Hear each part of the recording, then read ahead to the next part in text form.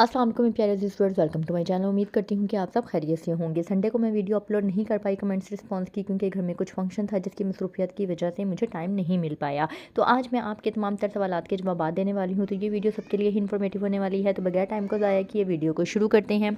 और अगर आप मेरे चैनल पर न्यू है तो जल्दी से चैनल को सब्सक्राइब कर लें, ताकि मेरी आने वाली हर इन्फॉर्मेटिव वीडियो आप तक रिसीव हो सके। इससे पहले है जी शॉर्ट वीडियो मैंने बनाई थी, जिसके ऊपर इनका कमेंट आया है कि अपनी ज़लालत याद आ गई। जी बिल्कुल, ब्रांच में बहुत सी चीज़ें ऐसी होती हैं कि अगर कस्टमर उन प्रोसीजर्स को नहीं जानता तो बैंक वाले कस्टमर को जलील कर देते हैं, टू बी वेरी ऑनेस्ट। तो अगर आपको किसी भी किस्म का कोई मसला हो, आप मुझसे ज़रूर शेयर करें, ताकि मैं आपको उसका सोल्यूशन बता सकूं। नेक्स्ट है जी, create a video on HBL freelancer account and UBL freelancer account on urgent basis if possible. अच्छा, मैंने आपका कमेंट आज देखा है, क्योंकि मैं जब कमेंट्स रिस्पॉन्स की वीडियो बनाती हूँ तभी कमेंट्स देखती हूँ। तो मैं ज़रूर इंशाल्लाह HBL और UBL दोनों के फ्रीलांसर अकाउंट की वीडियो बनाऊंगी। नेक्स्ट है जी, इंटरनेशनल ट्रांजेक्शन करने के लिए अच्छा अकाउंट कौन सा है जिसपे कम चार्जेस भरें। अच्छा, इस चीज़ के लिए ना आपने खुद अपनी रिक्वायरमेंट देखनी होती है कि आपको किस तरह की रिक्वायरमेंट चाहिए। सबसे पहले तो आप ये देखें कि आपने किस मीन के एरिया में अकाउंट खुलवाना है। जिस एरिया में आप अकाउंट ओपन खुलवाना चाह रहे हैं वहाँ पे किस किस बैंक की ब्रांचेज है। फिर उस बैंक की ब्रांचेस में जाके आप विजिट करें और वहाँ पे बताएं अपनी रिक्वायरमेंट कि मुझे इस तरह की ट्रांजेक्शन की ज़रूरत है या मैंने इस मकसद के लिए अकाउंट ओपन करवाना है। वो आपको बेहतर गाइड करेंगे। और कभी भी किसी छोटे बैंक में अकाउंट ओपन ना करवाइएगा। अगर आपने इंटरनेशनल ट्रांजैक्शन ज़्यादा करनी है तो HBL, अलाइड बैंक या UBL या मिज़ान बैंक, इन 3-4 बैंक में से आपने अकाउंट ओपन करवाना है। छोटे मोटे अस्करी या सिल्क बैंक वगैरह में अकाउंट ओपन नहीं करवाना है। नेक्स्ट है जी, सिस्टर ज़कात खुद देती हो, ज़कात अकाउंट से ना कटे, इसके लिए जो फॉर्म कचेरी से लिया जाता है, इसे लेने के लिए उसी का जाना ज़रूरी है जिसका अकाउंट है, या कोई भी दूसरा इंसान भी जाकर ले सकता है। देखें, ये जो कचेरी से आप कह रही हैं ना, अब कचेरी वाला फॉर्म नहीं चलता है। मैंने जब वीडियो बनाई थी तभी बता दिया था कि वो येलो वाला जो स्टैम्प पेपर है वो ख़त्म कर दिया गया है। अब आप 100 रुपये वाला पहले चालान बनाते हैं, यानी कि जो भी ये स्टैम्प फरोश होते हैं उनसे चालान बनवाते हैं। वो चालान लेके आप बैंक ऑफ पंजाब जाते हैं, वहाँ पे 100 रुपये की फ़ीस जमा करवाते हैं और वहाँ से प्रिंटेड फॉर्म में ऑनलाइन आपका ई स्टैंपिंग फॉर्म निकाला जाता है, ठीक है, जो कि 14 दिन तक वैलिड होता है। आपने उस 14 दिन के अंदर अंदर उसको सबमिट करवाना होता है, ठीक है। इसके अलावा मीन के अगर आप नहीं जा सकते या आपको पता है कि मुझे तो बैंक के प्रोसीजर्स नहीं पता, तो वो जिस मीन के जिसके ज़रिए भी आप ये अपना स्टैम्प पेपर लेंगे या चालान लेंगे उसका, तो वो आपसे 100-200 रुपये ऊपर लेंगे, यानी कि टोटल 300-400 रुपये लेंगे और आपको आपका चालान बना के आपका स्टैम्प पेपर भी बैंक से ला के दे देंगे, ठीक है। तो अगर आप खुद नहीं बैंक जाना चाहते तो आप उन्हीं से ही ले लीजिएगा, अदरवाइज़ सिर्फ उनसे चालान ले लें। चालान लेके आप बैंक ऑफ पंजाब में जाके अपना स्टैम्प पेपर निकलवा सकते हैं। फिर उसके ऊपर वो जो भी परफॉर्मा होता है वो प्रिंट किया जाता है, ठीक है। इस तरह से होता है। और ज़कात आपकी अपनी मर्ज़ी है, आपने अकाउंट से कट करवानी है या बाहर खुद देनी है। अस्सलामुअलैकुम, नेशनल बैंक ऑफ पाकिस्तान इस्लामी के एतमाद अकाउंट पर कोई वीडियो क्यों नहीं बनाई जाती है, इस बारे में भी कुछ तबसरा फरमाएं।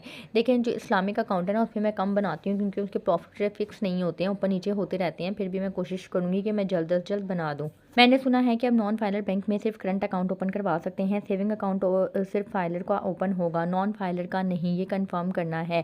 मैंने भी पिछले दिनों ये न्यूज़ देखी है कि नॉन फाइलर अब बैंक अकाउंट ओपन नहीं करवा पाएंगे, या उनके लिए कुछ रिस्ट्रिक्शंस लगाई जा रही हैं ताकि हर बंदा फाइलर हो।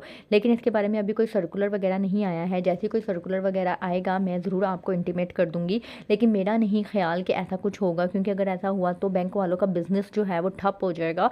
क्योंकि ज़ाहिरी बात है कि मोर देन 50% पाकिस्तान में लोग नॉन फाइलर हैं और वही लोग अकाउंट ओपन करवाते हैं। अगर उनको पहले फाइलर होना पड़ा फिर अकाउंट ओपन होगा तो ऐसे लोग अकाउंट खुलवाने से मीन के अवॉइड करना शुरू कर देंगे और कोई भी अकाउंट ओपन नहीं करवाएगा, जिसकी वजह से स्टेट बैंक को भी बहुत ज़्यादा इसका असर होगा। तो मेरा नहीं ख्याल कि इतनी जल्दी इस चीज़ को इम्प्लीमेंट किया जाएगा। नेक्स्ट है, स्टेटमेंट हो या कोई डॉक्यूमेंट, इनकी मतलब ये हार्ड कॉपी से क्या मुराद होता है। देखें, कोई भी डॉक्यूमेंट हो ना उसकी हार्ड कॉपी कहलाती है जो आपको कागजाती फॉर्म में दी जाती है। यानी कि कोई भी चीज़ अगर आपको कागजाती तौर पे दी जाएगी ना, जैसे अगर आप ब्रांच जाते हैं वहाँ से स्टेटमेंट लेते हैं तो वो आपको मीन के पेजेस के ऊपर प्रिंट निकाल के देते हैं, उसे हार्ड कॉपी कहा जाता है। और सॉफ्ट कॉपी ये होती है कि अगर कंप्यूटर से ही मीन के जिस चीज़ का प्रिंट निकालना था वो स्टेटमेंट जो है वो आपको प्रिंट निकाले बगैर आपको किसी ईमेल एड्रेस पे या व्हाट्सएप पे या मोबाइल के ऊपर सेंड की जाए, जहाँ पे आप फ़ाइल को ओपन करके अपने मोबाइल पर ही देख लें या किसी डेस्कटॉप वगैरह पे या लैपटॉप पे देख लें, तो उसको सॉफ्ट कॉपी कहा जाता है। अगर उसको प्रिंटेड फॉर्म में कागजाती तौर पे अगर आपको दिया जाएगा तो उसको हार्ड कॉपी कहा जाता है।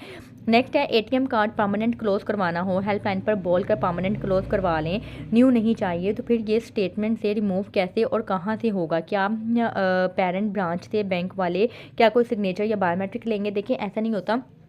कुछ बैंक्स में होता है कि आप हेल्पलाइन से रिमूव करवाते हैं तो वो परमानेंटली ब्लॉक हो जाता है और रिमूव भी हो जाता है, लेकिन कुछ बैंक्स में ऐसा होता है। बल्कि एचबीएल में मोस्टली जो कंप्लेंट्स आती थी और बैंक ऑफ पंजाब में भी इसी तरीके से कंप्लेंट्स आती थी कि हमने तो अपना कार्ड बंद करवा दिया है, तो ये दोबारा बना होता था और कस्टमर को पता नहीं होता था। क्योंकि बैंक वाले क्या करते हैं कि जब आपका कार्ड एक्सपायर होने वाला होता है तो एक्सपायर होने से 1 महीना पहले ही बैंक वाले आपके एटीएम कार्ड्स रिन्यू कर देते हैं, क्योंकि कुछ बैंक्स में रिन्यूअल फ्री होती है, तो ताकि कस्टमर्स को जो है वो परेशानी ना हो और उनका कार्ड एक्सपायर होने से पहले ही उनको नया कार्ड बन के मिल जाए। इस वजह से अगर आपने कार्ड बिल्कुल ही नहीं लेना तो इसके लिए कस्टमर्स को कहा जाता है कि वो ब्रांच में और हेल्पलाइन दोनों जगह से मुकम्मल तौर पर इसको रिमूव करवाएं। और रिमूव करवाने के लिए सच कुछ नहीं होता, वो आपसे बस एक आईडी कार्ड की कॉपी लेंगे, अगर हो सकेगा तो आपसे कार्ड लेंगे। कार्ड आप कह दीजिएगा कि मेरे से गुम हो गया तभी तो मैंने बंद करवाया था, या जो भी इस तरीके से आप कह दीजिएगा। लाजमी नहीं है कि कार्ड आपके पास अवेलेबल हो, ठीक है। और बस उनसे कह देंगे मैं रिटर्न रिक्वेस्ट दे देता हूँ, एक ब्लैंक पेपर के ऊपर वो आपसे साइन लेके रिटर्न रिक्वेस्ट दे देंगे कि मैं अपना काम मुकम्मल तौर पर बंद चाहता हूँ। तो इस तरीके से आप इस कार्ड को बंद करवा सकते हैं। नेक्स्ट है जी सिस्टर, मैंने 17 अप्रैल 2015 में बीओपी बैंक में पीएलएस अकाउंट ओपन करवाया था और यूज़ करता रहा हूं, पर लास्ट में 1000 डिपॉजिट करवाकर छोड़ दिया था। अब 10 साल होने वाले हैं, क्या मेरा अकाउंट अवेलेबल होगा या नहीं बैंक अकाउंट? अच्छा देखें, एक तो 10 साल पहले बैंक ऑफ पंजाब के जो अकाउंट्स थे वो बिल्कुल डिफरेंट थे, 1 पेजर अकाउंट थे और डाटा भी नहीं। इसकी मैं आपको डिटेल बता देती हूँ। मैंने पहले भी बताया था, जो मेरी डोरमेंट अकाउंट की वीडियो है और अकाउंट क्लोजर की वीडियो है वो दोनों आप लाजमी देखें, आपको बहुत सी बेसिक चीज़ें जो हैं वो छोटी छोटी पता लगेंगी। इस वीडियो की डिस्क्रिप्शन में मैंने मेन वीडियोस के लिंक मेंशन किए हुए होते हैं, आप वो ज़रूर देखा करें, बेशक आपका बैंक में अकाउंट है या नहीं है। इससे क्या होगा कि आपकी जो बैंक से रिलेटेड या अकाउंट से रिलेटेड जो बेसिक इन्फॉर्मेशन है वो एटलीस्ट आपको मिल जाएगी और आपको कभी भी मसला नहीं आएगा। अगर आपके अकाउंट में 1000 रुपये या 2000 रुपये हैं और आपका अकाउंट बंद हो गया और अकाउंट को बंद हुए 2 साल हो गए हैं, तो वो अकाउंट ऑटोमेटिकली 2 साल के बाद मुकम्मल तौर पर बंद कर दिए जाते हैं। अगर आपके अकाउंट में 10,000 है, 50,000 है या ज़्यादा अमाउंट है और आपके अकाउंट को बंद हुए हुए यानी कि डोरमेंट हुए हुए 10 साल से ज़्यादा का अरसा हो गया है, तो 10 साल के बाद वो अकाउंट अनक्लेम डिपॉजिट में चले जाते हैं। वो क्या होता है कि स्टेटमेंट की तरफ से लिस्ट आती है कि ये अकाउंट जो है वो अनक्लेम डिपॉजिट है। उसमें क्या है अनक्लेम किस लिहाज से कि उन अकाउंट का कोई वली वारिस नहीं होता। फॉर एग्जांपल, अगर एक अकाउंट में लाखों रुपए पड़े हुए हैं, अब वो बंदा चला गया, अब उस बंदे के घर वालों को पता ही नहीं था कि उस बंदे ने अकाउंट ओपन करवाया हुआ और उसमें इतने पैसे जमा करवाए हुए थे और 10 साल तक कोई भी ये उस अकाउंट का वली वारिस नहीं आता है, तो उसको अनक्लेम डिपॉजिट कहा जाता है कि जिसका कोई क्लेम नहीं किया गया। उस सारे के सारे पैसों को क्या किया जाता है, अगर सेविंग अकाउंट है तो उन अमाउंट के ऊपर प्रॉफिट लगाया जाता है और सारी की सारी अमाउंट टोटल जो है वो स्टेट बैंक को ट्रांसफ़र कर दी जाती है और उन अकाउंट्स को बल्क की सूरत में बंद कर दिया जाता है। इस तरह ये अनक्लेम डिपॉजिट में आ जाता है और इसकी लिस्ट जो है वो हर साल बैंक की वेबसाइट के ऊपर अवेलेबल कर दी जाती है। तो ये होता है सारा प्रोसीजर। अस्सलाम वालेकुम अल्फला, वालेकुम अस्सलाम। अल्फला न्यू ऐप ने इन्वेस्टमेंट करने की इन्फॉर्मेशन पे वीडियो बनाओ म्यूचुअल फंड्स। अच्छा, मुझे मौका मिला ना तो मैं ज़रूर आपको ऑनलाइन खुद करके दिखाऊंगी कि किस तरह से की जाती है। नेक्स्ट है जी, आप अपना जीमेल चेक करें, जैसे आपने कहा था मैंने वैसे ही खुद लेटर हेड बना के। अच्छा, इन्होंने ना मुझे एक लेटर हेड भेजा था, मैं इनका लेटर हेड जो है वो वीडियो के लास्ट में डिस्कस करूँगी। अगर ये वीडियो लेंथी हो जाती है तो मैं 2 पार्ट्स में इस वीडियो को बनाऊँगी और आपका जो फिर लेटर हेड होगा वो पार्ट 2 में डिस्कस किया जाएगा। नेक्स्ट है जी इस्लाम, मैंने आपकी हर वीडियो देखता आया हूँ। काइंडली बताइएगा कि मुझे एक जगह पैसे देने हैं 25 लाख, क्या मैं एक दिन में ये अमाउंट दे सकता हूँ? कोई प्रॉब्लम तो नहीं होगी? मैं फाइलर हूँ, अलाइड बैंक में मेरा पीआरपी अकाउंट है, प्लीज़ रिप्लाई कीजिए, मुझे इंतज़ार है आपके रिप्लाई का, प्लीज़ जल्दी सिस्टर। अच्छा, आपने 25 लाख की पेमेंट करनी है, एक तो आप पेमेंट ऑर्डर के थ्रू कीजिएगा, ठीक है। दूसरा, आपने जिसको पेमेंट करनी है आपने उसका नाम और पेमेंट ऑर्डर बनाते हुए उसके नाम के साथ उसका ID कार्ड नंबर लाजमी लिखना है, यानी कि जहाँ पे पे की जगह होती है ना, जहाँ पे आप अक्सर चेक के ऊपर कैश लिखते हैं वहाँ पे आपने पेमेंट ऑर्डर जिस बंदे को आपने पेमेंट करनी है उस बंदे का नाम, ठीक है, और उस बंदे के नाम मीन के जो आईडी कार्ड होगा उसके आईडी कार्ड का नंबर वहाँ पे ज़रूर मेंशन करवाना है। जब आप अपने बैंक से पेमेंट ऑर्डर बनवाने जाएंगे तो आपने जिसको पेमेंट करनी है उसके आईडी कार्ड की कॉपी ले जाइएगा। आईडी कार्ड के अकॉर्डिंगली जो भी उसका नाम होगा वो नाम और आईडी कार्ड का नंबर पेमेंट ऑर्डर के ऊपर आपने लिखवाना है। उससे क्या होगा कि आपकी एक तो पेमेंट सिक्योर हो जाएगी और वो पेमेंट उस बंदे के अकाउंट में ही जाएगी, वो आपसे फ्रॉड नहीं कर सकता, क्योंकि वो पेमेंट जब अपने अकाउंट में डलवाएगा तो उसके अकाउंट में भी शो हो जाएगी और आपके अकाउंट में भी शो हो जाएगी कि ये पेमेंट कहाँ पे गई है। ठीक है, नेक्स्ट है जी मेरे लेटर हेड में जो काऊ की फ़ोटो है। अच्छा, इनका लेटर है मैंने लास्ट में डिस्कस करना है। काम की बात करें मुख्तसर, मैंने तो मुख्तसर बात किया, हो सकता है कि मुख्तसर ना हो क्योंकि ये मेरी जब मैंने चैनल शुरू किया था तब मैंने ये बहबूद सेविंग सर्टिफिकेट के ऊपर वीडियो बनाई थी। हो सकता है कि तब मुझे जो है मेरी स्पीड या मेरा जो बोलने का तरीका है वो थोड़ा सा लेंथी हो, तो उसके लिए माजरत, लेकिन अब मेरी पूरी कोशिश होती है कि वीडियो इन्फॉर्मेटिव भी हो और छोटी भी हो। नेक्स्ट है जी बेस्ट वीडियो। मैम एक सवाल है कि अच्छा ये मैं यानी कि डिसीज़ अकाउंट के ऊपर मैंने वीडियो बनाई हुई है कि किसी भी अकाउंट होल्डर की अगर वफात हो जाती है तो उसके अकाउंट में अगर 50,000 या 5 लाख या कुछ भी पैसे पड़े हुए हैं तो उनका क्या होगा, उसके वली वारिस उन पैसों को किस तरह से ले सकते हैं। उसके ऊपर इन्होंने ये कमेंट किया है कि best video, thank you so much. इन्होंने सवाल किया है कि मेरा एक सवाल है, अगर बैंक वाले सबके नाम पर पे चेक या चेक बनाते हैं तो तमाम लीगल हेयर्स चेक अपने अपने अकाउंट की बजाय वालदा के अकाउंट में ट्रांसफ़र करवा सकते हैं? नहीं करवा सकते, क्योंकि जो चेक बनाए जाते हैं, जो भी पेमेंट ऑर्डर बनाए जाते हैं वो आपके नाम पे बनाए जाते हैं। तो जब पेमेंट ऑर्डर आपके नाम पे बनाए जाते हैं तो आपके ही नाम के अकाउंट में उसको ट्रांसफ़र होना लाजमी है। जब आपके अकाउंट में ट्रांसफ़र हो जाएंगे तो उसके बाद बेशक आप अपनी वालदा को ट्रांसफ़र करें या जिसको मर्ज़ी ट्रांसफ़र करें, आप कर सकते हैं। दूसरा सवाल है कि जब चेक मिल जाएँ सब लीगल हेयर्स को तो क्या ये ज़रूरी है कि हर एक लीगल हेयर के बैंक अकाउंट अलग अलग हों? ज़ाहिर बात है, जैसे कि मैंने आपको बताया कि चेक के ऊपर अगर नाम लिखे हुए हैं तो जिस नाम का चेक होगा वो चेक उसी नाम के अकाउंट में जाएगा, किसी और के अकाउंट में नहीं जाएगा। या कोई और सूरत भी बन सकती है, ये बैंक वाले जो चेक बना कर देते हैं उसमें नाम के साथ अकाउंट नंबर, बैंक नेम वगैरह नहीं। अकाउंट नंबर बैंक नेम तो तब मेंशन होगा ना जब आपका अकाउंट होगा। सिर्फ आपके नाम पे या आपके आईडी कार्ड का नंबर साथ लिख दिया जाता है कि आपके आईडी कार्ड के अगेंस्ट इस नाम पे अकाउंट खुलेगा तो ही उसमें ही ये पैसे जाएंगे, उसके अलावा कोई भी ये पैसे रिसीव नहीं कर सकता है। होपफुली आपको आपके सवालों के जवाब मिल गए होंगे। नेक्स्ट है जी मेरे आईडी कार्ड पर एड्रेस कमाली, हमारी एड्रेस ब्रांच भी कमाली में, मेरा एनिमल का फॉर्म डेरा कमाली के साथ 1 किलोमीटर पर है। अब आप प्लीज़ बताओ कि लेटर पर एड्रेस कैसे लिखूं क्या? तो कोई बात नहीं, जहाँ पे भी है आप वहाँ का एड्रेस लिख दें। आप कह दें वहाँ पे मेरा बिज़नेस होता है, मुझे इस तरह से मैंने वर्कर्स रखे हुए हैं और वो इस मीन के जो एनिमल्स हैं उनको चलाते हैं या जो भी करते हैं, तो मैं ये प्रॉपर एक बिज़नेस चला रहा हूँ। आपने विजिट करना है तो कर लें। 1 किलोमीटर क्या है, कुछ भी नहीं है। नेक्स्ट है जी लास्ट टाइम किस इस्लामिक बैंक का प्रॉफिट ज़्यादा बेहतर था? मिज़ान बैंक का मुझे तो बेहतर लगता है लास्ट। नेक्स्ट है अकाउंट ओपन करवा के भूल जाएं अकाउंट का क्या बनेगा? भूल जाएं तो मैंने वीडियो के शुरू में बताया कि अकाउंट का क्या बनेगा। अगर अकाउंट आपका बंद हो गया है और 2 साल तक आपने अकाउंट को मज़ीद इस्तेमाल नहीं किया है और उसके अकाउंट का बैलेंस भी 2,000 से कम था तो मुकम्मल तौर पर बंद कर दिया जाएगा। और अगर आपके अकाउंट में 2,000 से ज़्यादा का बैलेंस था और आपने उस अकाउंट को इस्तेमाल नहीं किया तो 10 साल तक वो अकाउंट, पहले तो वो अकाउंट डोरमेंट होगा, यानी कि 1 साल के बाद डोरमेंट हो जाएगा, आर्जी तौर पे बंद हो जाएगा, और उसके बाद भी अगर कोई उसको इस्तेमाल नहीं करता है तो 10 साल के बाद वो अनक्लेम डिपॉजिट में चला जाएगा। नेक्स्ट है जी मैंने 2 और न्यू लेटर हेड ईमेल किए हैं। जी बिल्कुल मुझे मिल गए थे, मैं ज़रूर आपको बताती हूँ वीडियो के लास्ट में। 3 लाख का 942 मंथली इनकम एतमाद अमीरा अकाउंट से इनकम आया है जी। 3 लाख का 942 मंथली इनकम एतमाद अमीरा अकाउंट से इनकम आया है। शौक हो गए, अच्छा शौक हो गए, हैरान हो गए, अच्छा ये लिखना होगा। ठीक है जी, बिल्कुल आजकल रेट जो है वो बहुत कम है और इस्लामिक अकाउंट्स के तो बहुत ही ज़्यादा कम हैं, तो इसके ऊपर क्या ही कह सकते हैं। अलाइड बैंक के रेट्स भी बता दें जी। अलाइड बैंक के रेट्स भी वही हैं जो बाकी कमर्शियल बैंक्स के हैं। अभी फ़िलहाल 13.50% चल रहा है।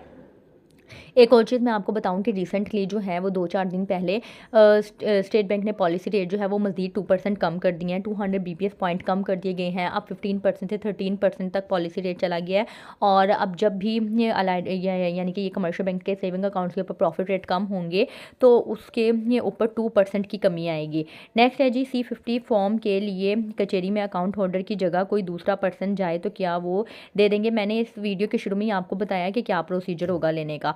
नेक्स्ट है जी, न्यूज़ चल रही है कि अमीरान बैंक का सिस्टम हैक हो गया है, लोगों के अकाउंट में ऑटोमेटिकली डेबिट हो रहे हैं ई कॉमर्स पर, आप रियल अपडेट दें। जी बिल्कुल ऐसा हुआ है, मैं इसके ऊपर ज़रूर वीडियो बनाऊंगी। जैसा कि मैंने बताया कि मेरे घर में कुछ फंक्शन चल रहा था जिसकी वजह से बहुत मसरूफियत थी और मैं वीडियो नहीं बना पाई टाइमली, तो मैं इसके ऊपर भी ज़रूर वीडियो बनाऊंगी और आपको बताऊंगी कि एग्जैक्ट हुआ क्या था। नेक्स्ट है जी, क्या हम मोबाइल ऐप से ये हेल्पलाइन से ये ई कॉमर्स सर्विस ऑफ़ करें फिर क्या होगा? मैंने तो कभी भी कहीं से कोई जगह पर वेबसाइट पर कोई पेमेंट शॉपिंग नहीं की, नहीं ज़रूरत हुई मुझे, ना ही ज़रूरत हुई मुझे। ऑफ़ करवा दें तो क्या होगा? देखें, ऑफ़ करवा दें, आपको ज़रूरत हो ना हो आप ऑफ़ ही रखें। जब भी आपको ज़रूरत हो, जिस टाइम के लिए ज़रूरत हो, आप वो ऑन करें अपने मोबाइल एप्लीकेशन से ई कॉमर्स सर्विस, अपनी ट्रांजेक्शन करें जो भी आपने ऑनलाइन पेमेंट करनी है। पेमेंट करने के बाद आप उसको दोबारा से ऑफ़ कर दें, ठीक है? ये 200% आपके अकाउंट को सिक्योर कर देती है और आपकी ट्रांजैक्शन भी सिक्योर हो जाती है। क्या हम मोबाइल ऐप से हेल्पलाइन से ई कॉमर्स सर्विस ऑफ, हाँ जी बिल्कुल, इसका मैंने जवाब दे दिया है, इसका भी जवाब दे दिया। अल्लाह, कितने ज़्यादा कमेंट किए हुए हैं आपने। नेक्स्ट है जी, मेरा यूज़ बहुत ही कम और सिंपल है, कभी कभार एटीएम से या चेकबुक से निकलवाता हूँ बस, और कुछ नहीं। मोबाइल ऐप एक बार एक्टिव की थी, बनी हुई है, यूज़ नहीं करता, मोबाइल में भी इंस्टॉल नहीं है। अगर अल्लाह ना करे बैंक के सिस्टम में कोई इशू हो रहा हो, हैक हो, ये सब चीज़ें मेरी ज़रूरत की नहीं है। ई कॉमर्स वेबसाइट या शॉपिंग मॉल बिल एटीएम से करना ट्रांजेक्शन, मुझे क्या और कौन सी सर्विस ऑन ऑफ रखनी चाहिए, कोई नुकसान ना हो? देखें, अगर आपको इस तरह का मसला है तो कोई मसला नहीं है, मैंने आपको बताया ना, ई कॉमर्स सर्विस अपनी बंद रखें, ठीक है? कोई मसला नहीं आता। आपने कभी अपना ओटीपी शेयर नहीं करना, आपके मोबाइल पे कभी भी फेक कॉल आए कि मुझे ये बता दें, ये बता दें, कुछ भी नहीं बताना। अगर वो कहे कि मैं बैंक का बंदा बात कर रहा हूँ, आपका मसला ये हो गया, मुझे ये इन्फॉर्मेशन दे दें, तो आपने इखलाकी तौर पर उसको कह देना है, कर्टिसी वे में कह देना है कि ठीक है, कोई मसला नहीं है, मैं अपनी ब्रांच में विजिट कर लेता हूँ, मैं खुद आके आपको पर्सनली इन्फॉर्मेशन प्रोवाइड कर देता हूँ, अगर चाहिए होगी तो मैं खुद आपको दे दूँगा, ठीक है? क्योंकि समटाइम ऐसा होता है कि ये आपको फेक कॉल आती है, वो कहते हैं हम ब्रांच से बात कर रहे हैं। अब कस्टमर को क्या पता कि वो ब्रांच से बात कर रहे हैं या नहीं, तो आपने इस तरह से नहीं करना है। किसी को भी किसी भी कॉल के ऊपर, किसी भी मैसेज के ऊपर कोई इन्फॉर्मेशन नहीं देनी है। आपकी सब इन्फॉर्मेशन जो ज़रूरी होती है वो बैंक अकाउंट ओपनिंग फॉर्म के ऊपर ऑलरेडी होती है और बैंक के सिस्टम में भी होती है, तो बैंक वाले को ज़रूरत नहीं होती है। और बैंक का आपके एटीएम कार्ड का number, CVV code, ATM pin, ये चीज़ें बैंक वालों को नहीं चाहिए होती कभी भी, तो इन सारी चीज़ों को आपने ख्याल में रखना होता है। नेक्स्ट है, please guide me on which bank I should buy a car on installment from. ये मैं आपको सजेस्ट करूँगी कि अमेज़न बैंक से ले लें। I have enough money to pay in cash but I want to pay in instalment, Amazon bank से ले लें। नेक्स्ट है, वही तो मैं पूछ रहा हूँ कि ये सेल डीड कॉपी कहाँ से लेंगे, कौन देगा? देखें, जब भी आप कोई सेल परचेज करते हैं किसी प्रॉपर्टी की, तो वर्बली तो नहीं ना करते कि चलो जी मैंने सेल कर दिया और अगला कहेगा ठीक है मैंने ख़रीद लिया। कोई तो कागजाती प्रूफ होगा ना, कुछ स्टैम्प पेपर आप बनवाएंगे कि ये मैंने इस बंदे को इस जगह पे ये प्रॉपर्टी दी है इसके नाम पे, तो वो जो आप स्टैम्प पेपर बनवाते हैं ना, बयान हल्फी, वही सेल डीड होती है, उसी की कॉपी आपने देनी होती है। नेक्स्ट है, kindly update about recent profit rates after new December 16 policy reduction. हाँ जी, जैसा कि मैंने अभी ये बताया कि 200 बीपीएस पॉइंट मजीद पॉलिसी रेट कम कर दिया गया है, लेकिन अभी फ़िलहाल प्रॉफिट रेट में कमी नहीं आई है। हो सकता है कि विद इन 1 मंथ मजीद 2% कम कर दिए जाएँ और आपका जो प्रॉफिट रेट है वो 13.50% से 11.50% तक पहुँच जाए।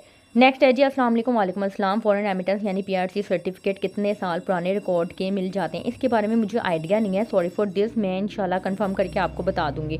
नेक्स्ट है जी, अगर वुमेन अकाउंट में किसी विडो औरत ने 25 लाख सेव करवाए हैं तो प्लीज़ रिप्लाई मंथली प्रॉफिट कितना मिलेगा? वुमेन अकाउंट में देखें, जो भी इसका प्रॉफिट रेट चल रहा होगा ना, इसमें मैंने कैलकुलेट करके बताया होगा, जो भी महाना मुनाफा निकलेगा उस महाना मुनाफे को आपने 25 लाख है ना, तो 25 से मल्टीप्लाई कर देना है। जैसे फॉर एग्जांपल, अगर मैंने इस वीडियो में आपको बताया हुआ है कि 1 लाख के ऊपर आपको 700 रुपये या 600 रुपये मिलेगा महाना मुनाफा, तो उस 600 रुपये को आपने 25 से मल्टीप्लाई कर देना है। अब आपने ये भी साथ में बताना है ना कि आप फाइलर हैं या नॉन फाइलर हैं। आप मुझे कमेंट के रिप्लाई में ही बताएं कि आप फाइलर हैं या नॉन फाइलर है, मैं आपको कैलकुलेट करके कमेंट के रिस्पॉन्स में बता दूंगी कितना मुनाफा बनता है। नेक्स्ट है जी, अस्सलाम वालेकुम मैम। वालेकुम अस्सलाम। मुझे लैपटॉप चाहिए, मेरे पास रिवॉर्ड पॉइंट 37 के हैं। अच्छा, ये मैंने ना HBL के क्रेडिट कार्ड के रिवॉर्ड पॉइंट्स के ऊपर बनाई थी वीडियो कि आप किस तरह से रिवॉर्ड पॉइंट्स रिडीम करवा सकते हैं और अपनी होम अप्लाइंसेस वगैरह ले सकते हैं। इन्होंने कहा कि मेरे पास तो 37,000 रिवॉर्ड पॉइंट्स हैं, मैंने लैपटॉप लेना है, कुछ कैश पेमेंट कर दूँ और कुछ पॉइंट्स रिडीम करवा लूँ, तो ऐसे नहीं होता है। आपको सारी की सारी अमाउंट जो है वो पॉइंट्स के ज़रिए ही रिडीम करवानी होती है अगर आप करवाना चाहें, ठीक है? आप पार्शली पेमेंट नहीं कर सकते हैं। नेक्स्ट है जी, it is good that the state bank of Pakistan has decrease interest rate which will encourage people to. अच्छा, इन्होंने कहा है कि अच्छी बात है कि पॉलिसी रेट कम कर दिया गया है या रेट कम हो रहे हैं ताकि लोग बैंकों में रखने की बजाय पैसों को बिजनेस में इन्वेस्ट करें। बिल्कुल, आपकी बात बिल्कुल ठीक है। नेक्स्ट है जी, शिनाख्ती कार्ड में सिग्नेचर उर्दू में है, अकाउंट बन जाएगा, प्लीज़ कोई भी बता दो। जी बिल्कुल बन जाएगा, लेकिन कुछ बैंक में ये होता है कि अगर आपके ID कार्ड के ऊपर सिग्नेचर उर्दू में है तो फिर आपका फ़ोटो अकाउंट बनाया जाता है साथ में, यानी कि सिग्नेचर के साथ आपको पिक्चर्स भी लगाई जाती हैं और हर दफ़ा जब भी आपने कैश लेना होगा आपको चेक के साथ खुद विजिट करना होगा। लेकिन कुछ बैंक्स में ऐसा होता है कि बेशक आपके ID कार्ड के ऊपर सिग्नेचर उर्दू में है, लेकिन अगर आप इंग्लिश में फ़्लो में साइन कर सकते हैं तो फिर आप अपना प्रॉपर एक सिग्नेचर वाला अकाउंट ओपन करवा सकते हैं। अब मैं जो पप्पू राजा ने, आई थिंक पप्पू राजा के नाम से ID थी, उन्होंने अपना लेटर हेड दिखाया था। अब लेटर हेड के बारे में मैं आपको बता देती हूँ कि आपकी क्या कमी पेशी थी। अच्छा, ये मुझे पप्पू राजा ने मेल की थी जिसके अंदर इन्होंने लेटर हेड की पिक्चर सेंड की थी मुझे, बल्कि लेटर हेड ही सॉफ्ट कॉपी में सेंड किया था। इसमें इन्होंने ऊपर काऊ की पिक्चर लगा दी है, ट्रेडिंग ऑफ मिल्क आइटम्स लगा दिया है और नीचे रिक्वेस्ट लिखी हुई है जो कि इनकम्प्लीट है। इस तरह रिक्वेस्ट नहीं होती है। और लास्ट में जो है वो इन्होंने एड्रेस वगैरह लिख दिया है। ये एक चीज़ मैं आपको बता दूं कि इसका तरीका क्या होता है। बेसिकली मैंने जो लेटर हेड वाली वीडियो बनाई हुई थी उसके अंदर मैंने clear cut each and everything आप लोगों को समझाया हुआ था कि आपने किस तरह से बनानी है। अगर आपने काऊ की पिक्चर लगा दी है कोई बात नहीं, आप लगा सकते हैं, ठीक है। ट्रेडिंग ऑफ मिल्क आइटम्स भी ठीक है, लेकिन आपने नाम नहीं लिखा हुआ बिज़नेस का। आपने प्रॉपर एक नाम लिखना होता है। बीच में आपने जो मेल बॉडी है वो आपने छोड़ देनी है रिक्वेस्ट लिखने के लिए। वो हर बैंक वालों का अपना एक प्रोसीजर परफॉर्मा वगैरह होता है, वो उसके ऊपर प्रिंट निकाल लेते हैं। आपको लिखने की ज़रूरत नहीं है, क्योंकि इसमें कोई भी अगर एक आधी चीज़ ना लिखी हुई तो वो दोबारा से लिखना मुश्किल हो जाता है। तो आपने मैं आपको बल्कि जो है ना वो सैंपल बता देती हूँ कि किस तरह से आप लेटर हेड बना सकते हैं। ये देखें, ये मैंने अपनी ही वीडियो में, यानी कि जो मैंने लेटर हेड के ऊपर वीडियो बनाई हुई है डिटेल में, उसी के ऊपर से स्क्रीनशॉट लिया है। अब जैसे कि ये मैंने ऊपर लिखा हुआ है नायला टेलर। आपने अगर कोई मिल्क शॉप का नाम रखना है तो आप कोई मिल्क शॉप का नाम रखें। जैसे आपका नाम है पप्पू राजा तो आप राजा के नाम से रखने के राजा मिल्क शॉप, कोई नाम होना चाहिए, ठीक है। अब ये नायला टेलर जैसे लिखा हुआ है, नायला टेलर के नीचे आप छोटा सा ब्रैकेट में लिख सकते हैं कि stitching of all female dresses या लेडीज़ ड्रेसेस, इस तरह से लिख सकते हैं। अब यहाँ पे प्रोप्राइटर में नायला आसिफ लिखा हुआ है। प्रोप्राइटर में इसी तरीके से आपने अपने ID कार्ड के अकॉर्डिंगली नाम लिखना है, जो भी आपका नाम होगा। अपना मोबाइल नंबर ऊपर लिख देना है, डेट वगैरह की ऑप्शन डाल देनी है, ठीक है। बॉटम साइड पे आपने क्या करना है, बॉटम साइड पे इस तरह से आपने बस एड्रेस लिख देना है। जो इनका लेटर हेड था पप्पू राजा का, उसका बॉटम साइड ठीक है, यानी कि आपने एड्रेस नीचे लिखा हुआ है, ठीक है।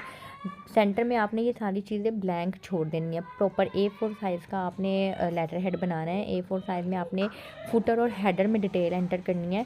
फुटर और हेडर का आपको पता ही होगा। मैंने जैसा कि आपको बताया कि आप मेरी लेटर हेड वाली वीडियो देख लें, लिंक डिस्क्रिप्शन में मेंशन होगा, उसमें आपको ईच एंड एवरीथिंग क्लियर हो जाएगा। मैंने वहाँ पे बिज़नेस पर्सन का, नायला टेलर का और एकेडमी के नाम से आप किस तरह से लेटर हेड बना सकते हैं, तो वो सारा कुछ मैंने उसमें बताया हुआ है। इस तरह से आपने हेडर में ये चीज़ें लिख लेनी है और फुटर में आपने ये इस तरह से एड्रेस लिख देना है। और सेंटर में जो है आपने वाटर मार्क लगाना चाहते हैं, ठीक है। नहीं लगाना चाहते कोई इशू नहीं है, आप ब्लैंक छोड़ दें। जो बैंक वाले होंगे वो अपने परफॉर्मा जो भी उनका होगा उसके अकॉर्डिंगली बैंक के लिए अकाउंट ओपनिंग रिक्वेस्ट लिख लेंगे। होपफुली आपको समझ आ गई होगी लेटर हेड के बारे में मज़ीद डिटेल में। अगर आपको जानना है तो आप मेरी वो वीडियो चेक कर लीजिएगा। यहीं पे तमाम से कमेंट्स का रिस्पांस मैं कर चुकी हूँ। वीडियो का ख़त्म करते हैं। उम्मीद करती हूँ वीडियो आपको पसंद आई होगी। अगर आपने वीडियो को यहाँ तक देखा है और चैनल को सब्सक्राइब नहीं किया है तो चैनल को सब्सक्राइब कर लीजिएगा। वीडियो को शेयर कर दीजिएगा उन लोगों के साथ जिन लोगों को इसकी ज़रूरत है। अपना ख्याल रखिएगा, दुआ में याद रखिएगा। मुझे इजाज़त दें, अल्लाह हाफ़िज़।